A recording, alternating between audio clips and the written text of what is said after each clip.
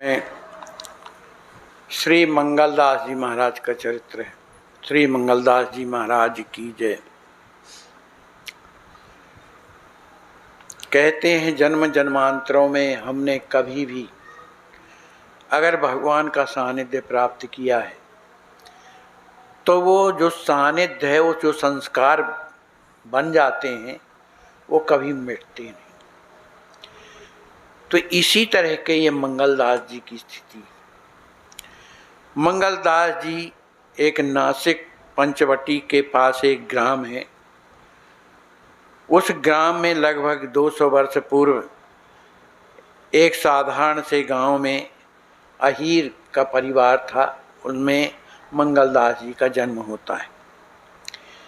मंगल के माता पिता कोई बड़े आदमी नहीं थे। पिताजी तो खेती का काम करते थे और माताजी गाय पालती थी, तो उन गायों की सेवा करती थी। उससे जो भी दूध निकलता था उसका दही बना करके, घी निकाल करके, और बगल में एक गांव था जिसका नाम था ज्वार, उस गांव में जा कर के बेचा करती थी। इसी से उनका काम चलता था। अब ये दोनों पति पत्नी भगवान के बड़े भक्त थे। पूर्व जन्म के इन लोगों के संस्कार थे। ग्वारिया परमात्मा की कृपा है उन पर कि उन्हें कुछ पहले से भगवान का प्रेम प्राप्त था। तो दोनों के दोनों भगवान श्याम सुंदर की मूर्ति को अपने घर में पधरा करके उनकी सेवा किया करते थे। और सेवा जब करते थे तो हमेशा यही कहा करते थे, प्रभु कुछ दो चाहे ना दो, लेकिन अपने चरणों से हमें कभी दूर मत रखना। कहीं ऐसा ना हो कि संसार में फंस करके हम आपको भूल जाएं, ये ऐसा ना करना। नित्य निरंतर दोनों ऐसा कहा करते थे। उन्हीं के पास बैठ करके कीर्तन करते थे। उस समय मंगलदास जी छोटे से बालक थे, वो भी बैठ करके अपना कीर्तन करते थे। माता जी कुछ अपने आप बोलती थी तो मुंह की ओर देखने लगते थे कि क्या कहती है, उसकी क्या समझ में आता था। इस तरह से रोजाना इनका नृत्य का नियम था कि शाम को रोजाना कीर्तन करना, भगवान के पास बैठ करके अरे कुछ ना कुछ भगवान से बातें करना। भक्तों का भाव होता है, बैठ करके बातें करते थे। तो मंगलदास जी भी वहाँ पर बैठे बैठे वो सब देखा करते थे। जीवन में कभी भी उसी बात को लेखक लिखते हैं कि हमने यदि हजारों वर्ष पहले कभी भगवान कृष्ण का हमें सानिध्य प्राप्त हुआ होगा तो उसकी कुछ ना कुछ संस्कार हमारे जीवन में आते, वो याददाश्त रहती, और उसी का प्रभाव है कि जीवन में भगवान का प्रेम आने लगता है। उनके प्रति एक प्रकार का आस्था होने लगती है, उनके बिना रहा नहीं जाता है। तो इस तरह की स्थिति इनके माँ बाप की थी। वो जिस बालक को भी देख लेते थे जो बड़ा सुंदर दिखता था तो हम उनको याद भूल जाती थी कि अरे ये तो बालक तो बड़ा सुंदर है, लगता है हमारा कन्हैया ही होगा। इस तरह की उनके हृदय में स्फुरणा होने लगती थी। किसी तरह से मंगलदास जब बड़े होते हैं, लेकिन वो भी बड़े सुंदर थे। बड़ी बड़ी आंखें थीं, घुंघराले बाल थे, गोल मुँह था, है ना, माने बड़े सर्वांग सुंदर थे। तो गांव की भी औरतें उसे देख करके बड़ी प्रसन्न होती थी। कोई कोई लड़के बड़े सुंदर होते हैं तो उनको देख देख करके माताएं बड़ी प्रसन्न होती हैं, और किसी किसी के भाव भी हो जाते हैं तो बिना देखे उन्हें अच्छा नहीं लगता। तो इनके घर में आके कहीं आगी के बहाने आती हैं, कहीं कोई सामान मांगने के बहाने आती हैं, पर आती किसके लिए? मंगलदास को देखने के लिए आती हैं। बड़ा ही सुंदर था। देख देख करके सभी जो स्त्रियां बड़ी प्रसन्न रहती थीं। और पूरा गांव जो है अहीरों का था, उधर और कोई नहीं रहता था, ही रही। जब मंगलदास की माँ दही मथा करती थी तो मंगलदास उनके पीठ पर चढ़ जाते थे, लटक जाते थे, अपने हाथ से उनका गला पकड़ लेते थे।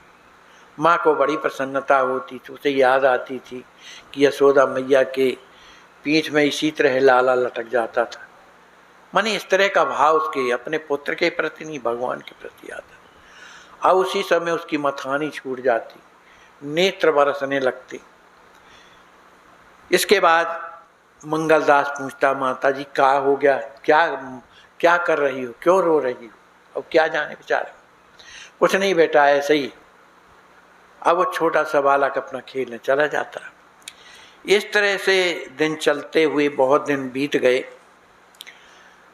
तो एक दिन जब जन्माष्टमी का समय आता है, तो जन्माष्टमी के दिन वे हमेशा भगवान की जयंती मनाया करते थे।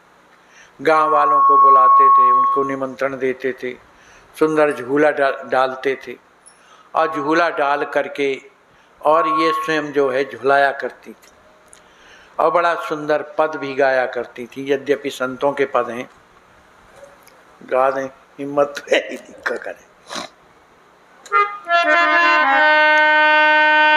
मेरी आँखन में, मेरी अखियन में भूषण गिरधारी, मोरी अखियन के भूषण गिरधारी, मोरे आँखन के भूषण गिरधारी, मोरे आँखन के भूषण गिरधारी।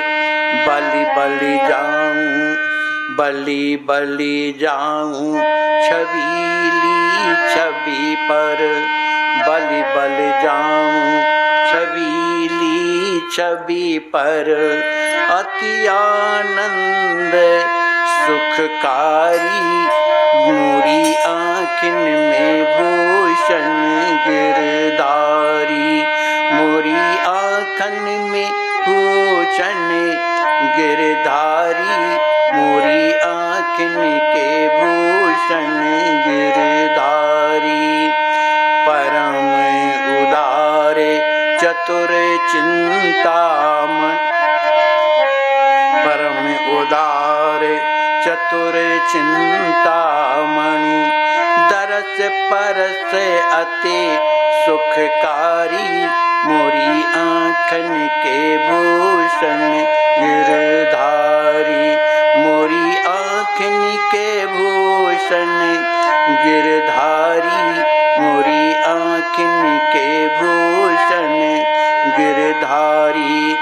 अतुल्य प्रताप तन के तुलसी दल, अतुल्य प्रताप तन के तुलसी दल, मानत सेवा है भारी, मोरी आँखिन के भूषण गिरधारी, मोरी आँखिन के भूषण गिरधारी, आँखिन के भूषण गिरधारी। शीत स्वामी गिर धरण बिसद जस, शीत स्वामी गिर धरण बिसद जस, गावत गोकुल की नारी, मोरी आँखिन के भूषण गिरधारी, मोरी आँखिन के भूषण गिरधारी, मोरी आँखिन के भूषण गिरधारी। ये पद चल रहा था। मंगलदास बैठे भगवान की छवि का दर्शन कर रहे थे, छोटे से। जब ये पद हो गया तो उन्होंने अपनी माँ से पूछा, माँ ये कौन है जिनके लिए तुम झूला झूला रही हो, कौन है ये? कहा, बेटा अब मैं इनके लिए मैं क्या बताऊं, यही संसार के मालिक हैं जो सबको सुख देते हैं और सबके हृदय में निवास करते हैं। मंगलदास ने पूछा, तो ये रहते कहाँ हैं? कहा, बेटा वैसे तो सब जगह रहते हैं, लेकिन अगर प्रेम से उन्हें बुलाओ तो सामने भी आ जाती हैं। अच्छा, सामने आ जाते हैं, बालक हैं? हाँ, आ जाती।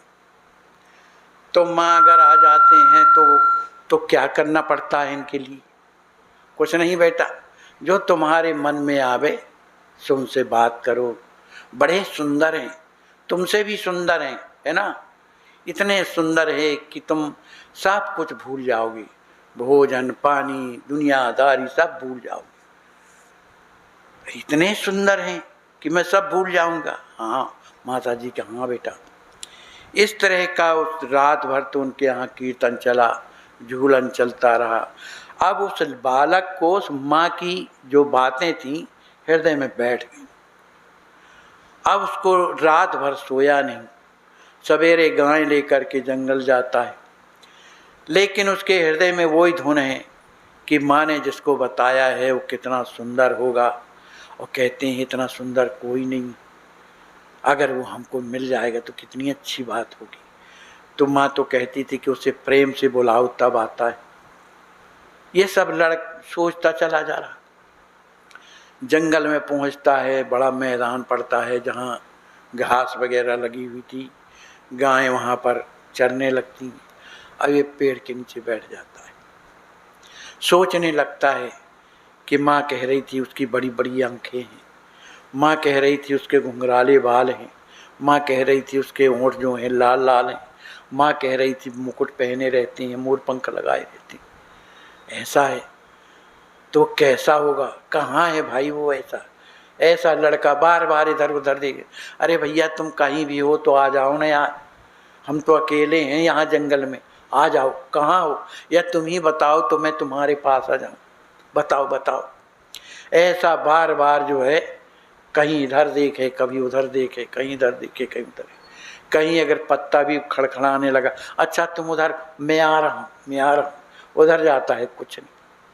इस तरह की जब जीवन में लगन लग जाती तो भगवान भी फिर उस लगन की कीमत समझते कि मेरे लिए सब कुछ कर रहा है। पागलों जैसे गायों के पास जाता है, खड़ा हो जाता है, मेरी माँ ने जैसा कहा वैसा तो हमको कुछ नहीं होता, क्या करें किससे पूछें। पर मन लग गया कि वो ऐसा है, वो कैसे मिलेगा, कब मिलेगा, कब हमसे बातें करेंगे। उसी उदासी में वो दिन भर रहा आया। जो सामान भोजन का ले जाता था उसकी भी उसको ख्याल नहीं। ऐसे ज्यों का त्यों बांध करके और घर आया, गायों को अपने घर में कर दिया और जा कर के बैठ गया। अब सुम डुम बैठा हुआ है। महतारी आकी कहती है, अरे बेटा मंगलदास कैसे बैठे हो। कुछ नहीं माँ, जो तुमने कहा था ना कि वो प्रेम से मिलता है, मैं उसी की खोज में गया था, वो नहीं मिला कहीं। तुम झूठ बोलती हो, मैंने बहुत ढूंढा हूँ मैं वहाँ जा कर के। अब माँ तो हृदय के भाव, वो भी भक्ता थी, किसके अंदर भगवान के प्रति चाह तो उत्पन्न हुई। कहा बेटा कहीं जाने की जरूरत नहीं है, बस बैठ करके उनका नाम गोपाल गोपाल गोपाल ऐसा पुकारो। जब उनका नाम गोपाल गोपाल पुकारोगे ना तो ये आवाज़ उनके पास जाएगी, तब वो जरूर आएंगे। अच्छा माँ ठीक है। अब उसको रात में नींद नहीं आ रही, बस यही सोच रहा है कि कब मिलेगा वो गोपाल, कब मिलेगा वो गोपाल। अब उसको कुछ अच्छा नहीं लगता है। सवेरा फिर होता है, फिर जंगल के लिए जाता है गायों को लेकर के, और उसी पेड़ के नीचे बैठ कर के और बस लगा गोपाल रटने के लिए, गोपाल गोपाल गोपाल गोपाल। अब रटते रटते जहाँ शुद्ध अंतःकरण होता है ना, तो नाम भी जल्दी कृपा करते हैं, क्योंकि गंदे हृदय में गंदे अंतःकरण की नाम तो सफाई करता है, तो सफाई करने में समय लगता है, लेकिन जिनका अंतःकरण शुद्ध है, साफ है, तो तत्काल काम करता है। वो जब ऐसा कह रहा था तो उसका हृदय भरने लगा, रोने लगा, आंसू चलने लगे। अब जहाँ आंसू चलने लगे उसी समय उसको लगा कि जैसे मेरे पास कोई आया है। देखा मुड़ करके कोई नहीं। अरे लगा कि जैसे कोई यहाँ खड़ा था। अरे भाई कोई खड़ा तो है, क्योंकि इतनी सुगंधी कहाँ से आ रही है। अभी जंगल में इतनी सुगंधी तो नहीं थी, लेकिन सुगंधी आ रही है, जरूर कोई ना कोई खड़ा हो। भैया कौन हो तुम, गोपाल ही तो नहीं हो, सामने आओ भैया, छुपे क्यों हो भाई। कुछ नहीं, अगर ये मेरा भ्रम है, ऐसा लड़का है रह गया। थोड़ी देर के बाद जब गोपाल गोपाल जाप करता है, उसी समय घुंघरू की आवाज़ बजने लगी। देखो भगवान कृपा करते हैं, उसे अनुभव जरूर देते कि मैं हूँ, तुम मेरे रास्ते में आ रहे हो तो मैं हूँ, अनुभव कराते। जब घुंघरू की आवाज़ सुनी, अरे भैया और घुंघरू, वो भगवान की घुंघरू के चरणों की घुंघरू, वो तो सुनता ही से बेहोश होने लगा। कितनी प्यारी धुन है, अरे भाई कौन हो, सामने तो आओ, मैं देखना चाहता हूँ, कौन हो भाई। ऐसा कह करके रोने लगा, अपने छाती को पीटने लगा, भाई जल्दी आओ, कौन हो तुम, मेरे गोपाल ही हो सकते हो, नहीं कौन आएगा इस जंगल में, ऐसा कह करके रोने लगा। उसी समय पर भगवान ने क्या किया कि एक हाथ उसके सिर में रख दिया। अब जब हाथ का स्पर्श उसे हुआ, अरे भाई कोई तो है, मुड़ करके देखा तो थोड़ी सी झलक मिली, वो अंतर ध्यान। अब झलक देख करके अंतर ध्यान होना, अब तो उसके हृदय में और झलक लग गई कि वो है, बड़ा सुंदर है, थोड़ा देखा है।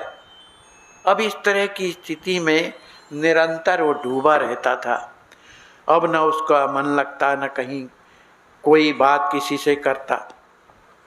घर आता तो मनहूस जैसे बैठ जाता, जो मिलता सो पा लेता, न मिले तो कुछ ज़रूरत नहीं। लेकिन माँ जो है बड़ी दुखी होती थी कि अब इसका दिमाग जो है एकदम भगवान में तो लग गया, लेकिन न ये भोजन करता है, न कुछ किसी से बोलता है। तो एक दिन की बात है कि जब वो जंगल गया अपनी गायों को लेकर के, अब जब वहाँ पर पहुँचता है तो देखता क्या है, अब तो भगवान ने कृपा कर दिया उसके ऊपर, स्पर्श कर परसा सुग्रीम शरीरा, तन भाग कुलस गई सब पीरा। भगवान सब गुण दे देते हैं। अब उसको हृदय में जो है दर्शन होने लगा, उसको वो मैदान इतना सुंदर दिखाई दे रहा था।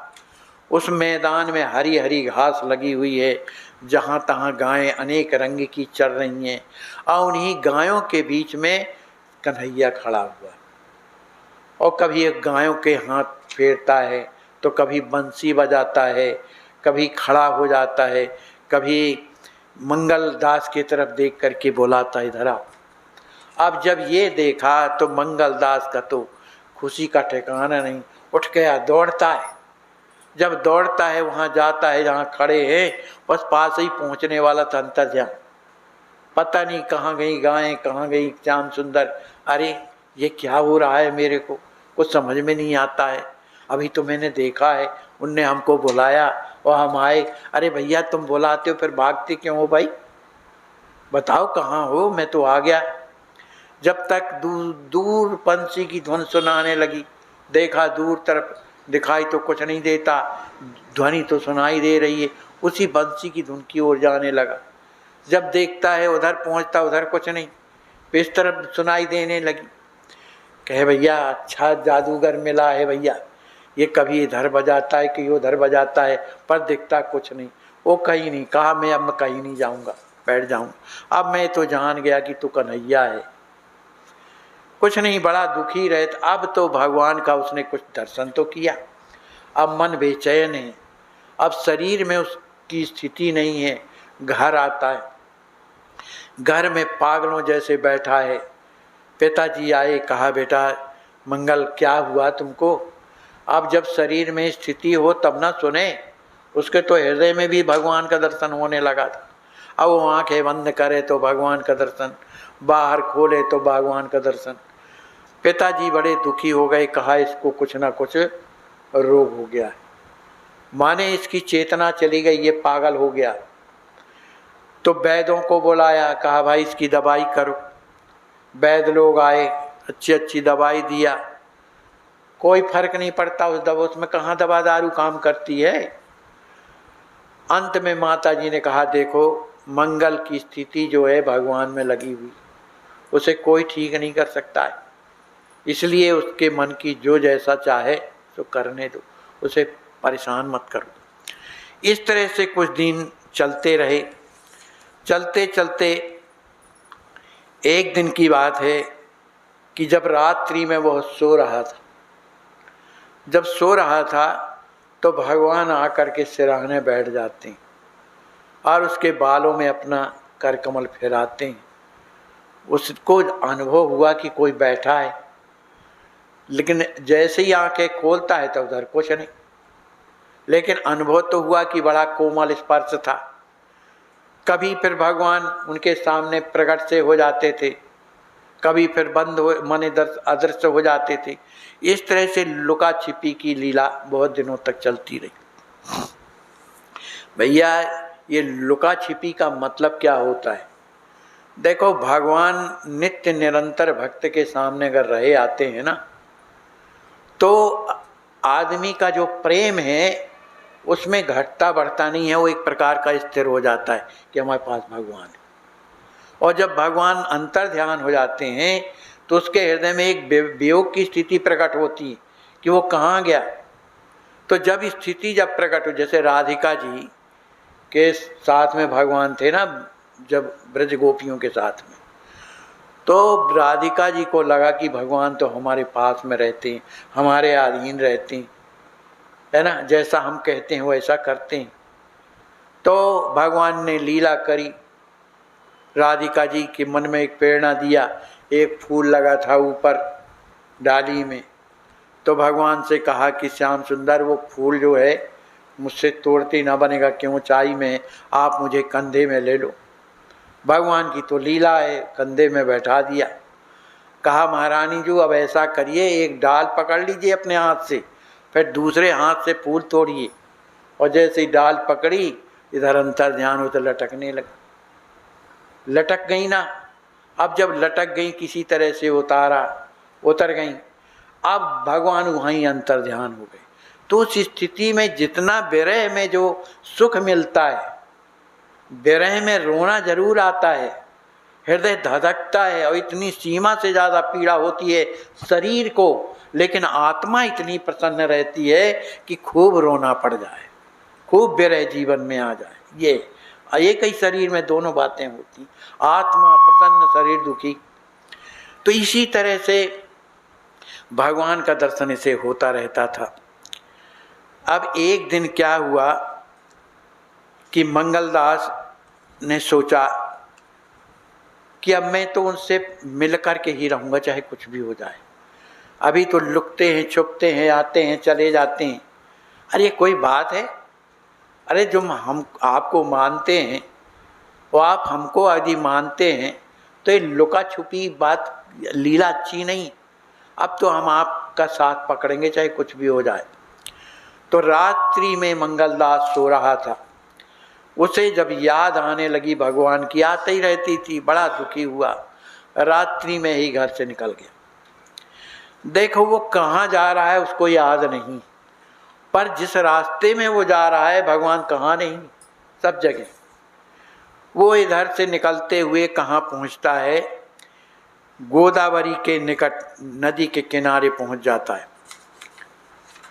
गोदावरी के तट पर जब पहुँचता है वहाँ पर बड़ा भारी जंगल है, और उस जंगल में रात्रि में पहुँच गया वहाँ, लेकिन चंद्रमा प्रकाश था। उसी जंगल में, घनघोर जंगल में एक भगवान का मंदिर था छोटा सा, उसमें राधा कृष्ण विराजे हुए थे। अब ये चाहे भगवान की लीला हो या जो हो वो जाने, विराजे हुए थे। वो वहाँ ही जा कर के मंदिर में और बैठ जाता है और बड़े प्रेम से दर्शन करता है। उसके लिए तो प्रत्यक्ष है ना, तो अनेक प्रकार की झांकियाँ उसे दर्शन में मिलती हैं, देख देख करके प्रसन्न हो रहा है। अब जब सवेरा हुआ, प्रकाश हुआ, तो उसने सोचा कि चलो कुछ पुष्प ला करके पुष्पमाला बनाऊं, इन दोनों को पहनाऊं। तो वहाँ उस वन में क्या था, तुलसी का वन था, कुछ फूल वूल लगे हुए थे। उसने कुछ तुलसी की शाखाएं निकाली, फूलों को तोड़ा, सुंदर 2 माला बनाए, उसमें तुलसी भी गूंथ दिया और ले जा करके युगल सरकार को पहना दिया। और जब उन्होंने पहना दिया, उसी समय पर उसके हृदय में विरह हो गया। इतना विरह हुआ, इतना विरह हुआ कि विरह की स्थिति में वो बेहोश होकर के वहीं पर गिर पड़ता है। और जब गिर पड़ता है तुच्छ मूर्छित स्थिति में उसे एक दर्शन होता है कि कोई एक सुंदर महात्मा आए हैं उनके पास उस समाधि की स्थिति में, और उन्होंने उसके कान में ओम राधायै स्वाहा ऐसा मंत्र दे दिया। अब जब मंत्र दे दिया कान में, तो उसकी जो चेतना थी वो जागृत हो गई, उठ के बैठ गया। उन्होंने देखा कि किसी संत ने तो मुझे कुछ कान में कहा है, लेकिन वो मंत्र तो याद है, लेकिन उसके हृदय में आज बड़ी प्रसन्नता हो रही है उस मंत्र के प्रवेश हो जाने से, क्योंकि मंत्र और मंत्र देवता में कोई अंतर नहीं होता, दोनों एक ही हैं। अब इतनी प्रसन्नता होती है, अनेक प्रकार से उसके हृदय में ऐसी प्रसन्नता हो रही है कि मन फूला फूला, इतना फूला कि ये दौड़ने लगा, वहाँ पर दौड़ने लगा, लेकिन शरीर की स्थिति ठीक नहीं थी, बार बार गिर जाता था, बेहोश हो जाता था। ऐसी स्थिति में अब थोड़ी देर के बाद जब मंगल को कुछ अपना होश आया, तो वो जा कर के मंदिर में पहुंचा। अभी तो घूम रहा था, मंदिर में जब पहुंचता है तो उनसे हाथ जोड़ करके कहता है, कह देखो मैं न इस लोक जानता हूँ और न मैं आपकी प्रार्थना करके जानता हूँ, और आप किस विधि से प्रसन्न होते हैं ये भी मैं नहीं जानता हूँ। मैं तो केवल इतना जानता हूँ कि मेरी माँ ने ये कहा था कि उससे प्रेम करो तो तुम्हें मिल जाएंगे, तो इसी बात को लेकर के मैं दोनों से प्रेम करता हूँ। मेरी आपसे प्रार्थना है कि अगर मेरा सच्चा यदि आपके हृदय प्रति मेरा प्रेम है तो आप मुझे प्रकट होकर के दर्शन दीजिए, और यदि दर्शन नहीं देते हैं तो ये मंगलदास अब इस संसार में रहेगा नहीं। उधर कौन है सुनने वाला? भगवान के अलावा, मंगलदास के अलावा। भगवान तो कुछ अपना सोच समझ के कुछ बोले नहीं, लेकिन राधा रानी से न रहा गया। वो प्रत्यक्ष खड़ी हो गई अपने सिंहासन में, और जब राधा रानी प्रत्यक्ष हो गई तो भगवान भी प्रत्यक्ष हो गए। राधा रानी अपने सिंहासन से उठ करके आती हैं। मंगलदास बेचारे लेटे हुए थे, रो रहे थे। राधा रानी ने उठाया, हृदय से लगाया उन्हें, और हृदय से लगा करके और अपना पल्लू उनके ऊपर सिर पर रखती हैं, उन्हें ढक लेती हैं जैसे माँ अपने बच्चे को ढकती। इस बात को देख करके श्याम सुंदर बड़े प्रसन्न होते, और राधा रानी ने जैसे ही उनको ढका, वो अपने हृदय से लगाया, वो अपने हृदय में ही विलीन कर दिया। उनका शरीर देखने को मिला नहीं, और वो हमेशा हमेशा के लिए राधा रानी अपने नित्य धाम गोलोक में ले गई। इस तरह से आज भी वो जहाँ मंदिर बना हुआ है वहाँ एक मंगलदास के नाम का चबूतरा बना हुआ है। आज भी लोग उसका दर्शन करते हैं, उसकी परिक्रमा करते हैं, और प्रणाम करके और जो मन में कामना करते हैं उनकी इच्छा पूर्ति होती। तो देखो, भले पढ़े लिखे ना हो, लेकिन भगवान के प्रति यदि हमारा सच्चा प्रेम है तो भगवान कृपा करके अपनी कृपा के द्वारा उसे अवश्य दर्शन देते। बोलिए श्री सीताराम जी महाराज की जय।